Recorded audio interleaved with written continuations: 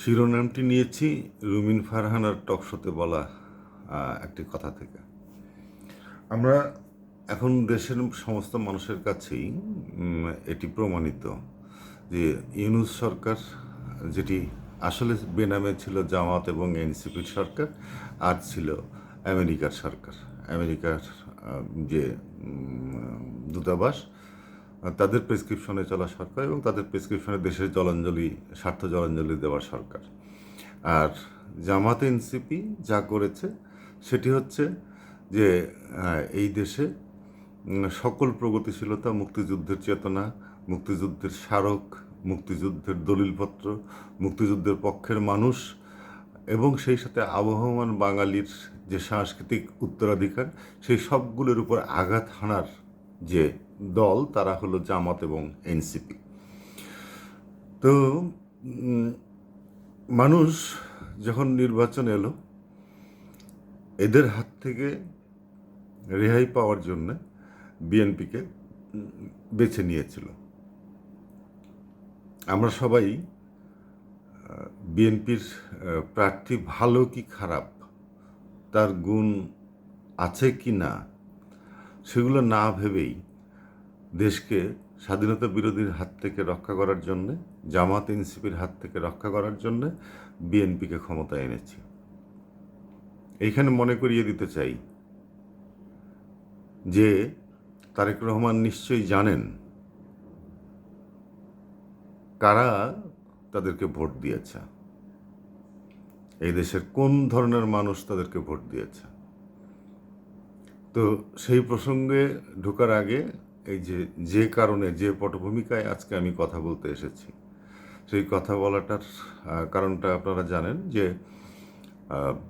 একটি cinema Banalata express, ব্রাহ্মণবাড়িয়ার মাদ্রাসার ছাত্ররা, মাদ্রাসার শিক্ষকরা সেটিকে নিষিদ্ধ করা, ব্রাহ্মণবাড়িয়ায় দেখানো যাবে না বলে দাবি তুলেছে এবং সেই দাবির সঙ্গে সঙ্গে মেনে নিয়ে সেখানকার প্রশাসন, সেখানকার পুলিশ সবাই গিয়ে সেই সিনেমা হল থেকে নামিয়ে দিয়েছে। এবং আশ্চর্যের বিষয় হচ্ছে যে তাদের যখন জিজ্ঞেস করা হয়েছে যে কেন আপনারা এটি করলেন, তারা বলছে যে এতে নাকি অশ্লীল দৃশ্য আছে। আরে তুই কি ফিল্ম সেন্সর বোর্ডের লোক নাকি? এই পুলিশ কি ফিল্ম সেন্সর বোর্ডের লোক? যদি ফিল্ম সেন্সর বোর্ডের লোক হয়েও থাকে, তাহলে তো তার জানা উচিত যে বাংলাদেশের ফিল্ম সেন্সর বোর্ড এটিকে যথোপযুক্ত পরীক্ষা নিরীক্ষা করেই অনুমোদন দিয়েছে সারা দেশের প্রদর্শনীর জন্য। তো সরকারের আদেশ হচ্ছে যেখানে প্রদর্শনী উন্মুক্ত, সেখানে পুলিশ গেছে, প্রশাসনের নির্দেশে পুলিশ সেখানে গেছে যে এই সিনেমার প্রদর্শনী বন্ধ করতে। এটি আসলে কেমন? এবং তারপরে আমরা আশ্চর্য হয়ে দেখছি যে আজ পর্যন্ত সরকারের কোনো মহল থেকে এই বিষয়ে টু শব্দ উচ্চারণ করা হচ্ছে না। সংস্কৃতিমন্ত্রী নিতাই রায়চৌধুরীর একটা বেকায়দা জায়গা আছে যে তিনি হচ্ছেন হিন্দু, তাই তার নামে একটা বাজে কথা রটনা করাই যেতে পারে। কিন্তু খৈয়াম সাহেব, তিনি তো শুনেছি যে সংস্কৃতি প্রতিমন্ত্রী, যিনি শুনেছি যে তিনি আগে ওয়ার্কার্স পার্টি করতেন, সাংস্কৃতিক জগতের সঙ্গে তার পরিচয় ছিল, প্রগতিশীল সংস্কৃতি তিনি চেনেন, আবহমান বাঙালি সংস্কৃতি তিনি বোঝেন, বাঙালি মুসলমানের জাতিসত্তা সেটি যে এই জামাত শিবিরের প্রেসক্রিপশনের সঙ্গে মেলে না, সেটি তিনি জানেন। তারও মুখে কোনো টু শব্দ নেই। সবচেয়ে মজার ব্যাপার হচ্ছে, এবং আসলে মজাই বলতে হচ্ছে, যে অধিক শোকে কাতর এদেশের প্রগতিশীলতার চ্যাম্পিয়ন দাবি করা জুনায়েদ সাকি,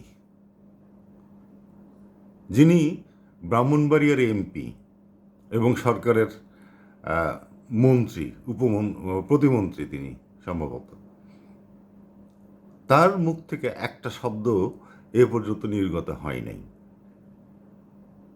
আমি সরাসরি প্রধানমন্ত্রীকে বলতে চাই, যে মাদ্রাসার এবং কওমি আলাদের এবং তাদের সঙ্গে যুক্ত জামাতি বা তাদেরকে উস্কানি দেওয়া জামাতি মৌলবাদীদের এই সংযুক্ত মোর্চার কারণে আপনারা এই প্রদর্শনী বন্ধ রাখতে প্রশাসনের কাজটাকে নীরবে অনুমোদন করছেন। মাননীয় প্রধানমন্ত্রী, আপনি কি জানেন না যে এরা কখনোই বিএনপিকে ভোট দেয়নি, গত নির্বাচনেও দেয়নি? এরা ভোট দিয়েছে জামাতকে, এরা ভোট দিয়েছে হেফাজতকে, এরা ভোট দিয়েছে মৌলবাদী বেছে নেওয়া প্রার্থীকে। এটি আপনি জানেন না? দেশের সব মানুষ জানে, আপনিও জানেন। তাহলে কেন আপনি এটাকে প্রশ্রয় দিচ্ছেন? কেন আপনার সরকার কোনো ব্যবস্থা নিচ্ছে না? এর সঙ্গে আজকে যুক্ত হলো যে নেত্রকোনা, যেখানে বাউল মেলা হওয়ার কথা, বাউল গানের আসর হওয়ার কথা, সেটিকেও প্রশাসন বন্ধ করেছে এই লোকদের চাপের মুখে। বিএনপির শাসন আমলে আপনারা বলেন যে মাত্র 3 মাস বা 100 দিন মাত্র, তো 100 দিন মাত্র, তো এর মধ্যে শাহ আলীর মাজারে হামলা হয় কেন? ইউনূস আমলে যা হতো এগুলো কেন এখানে রিপিট হবে? কেন কুষ্টিয়ার দৌলতপুরের সেই যে পীর, তাকে জীবন্ত পুড়িয়ে মারা হয়? যে মাদ্রাসাগুলোতে এখন আমাদের ফেসবুক এবং সোশ্যাল মিডিয়া উন্মুক্ত হওয়ার কারণে আমরা এখন জানতে পারছি যে নারী শিশু বলাৎকারে চ্যাম্পিয়ন যে মাদ্রাসাগুলো, যে মাদ্রাসা, আবাসিক মাদ্রাসাগুলো এবং তাদের শিক্ষকরা, তাদের ওস্তাদরা, সেই ওস্তাদদের সংগঠনগুলো, সেই বলাৎকারকারীদের যে সংগঠন, সেই সংগঠনগুলো ঐক্যবদ্ধ হয়ে এসে একটা জায়গায় কয়েকজন মানুষ, কিছু মানুষ ঐক্যবদ্ধ হয়ে এসে আপনার প্রশাসনের কাছে দাবি তুলছে যে এটা বন্ধ করতে হবে। মামার বাড়ির আবদার।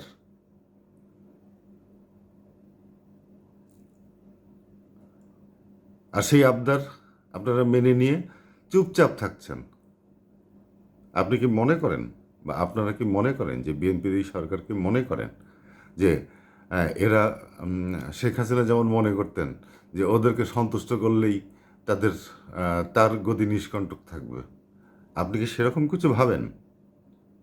তাহলে আমি বলবো যে আপনি মৌলবাদ চেনেননি। আপনারা মৌলবাদ চেনেন না। আপনারা এদেশের আবহমান বাঙালি সংস্কৃতিকে আপনারা ভালোবাসেন না। ভালোবাসার কথা বলেন কিন্তু ভালোবাসেন না।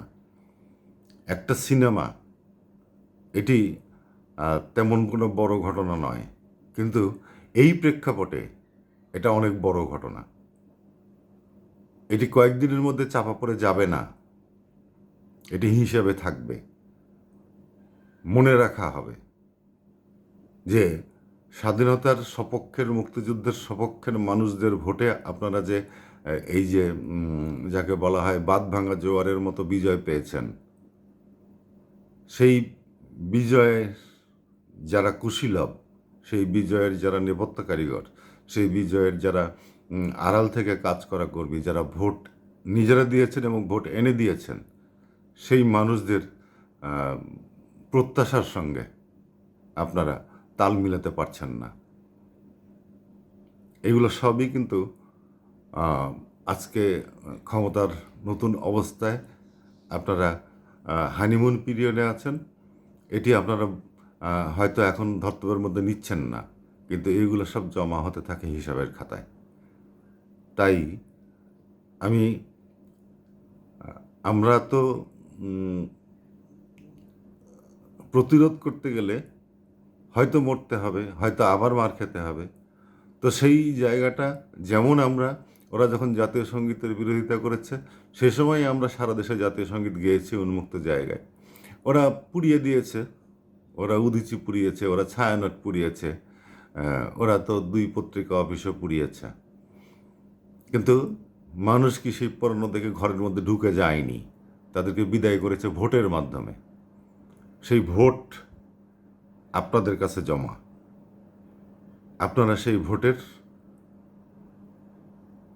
উপযুক্ত সম্মান দেবেন, মর্যাদা দেবেন, এই আহ্বান জানাচ্ছি। ধন্যবাদ।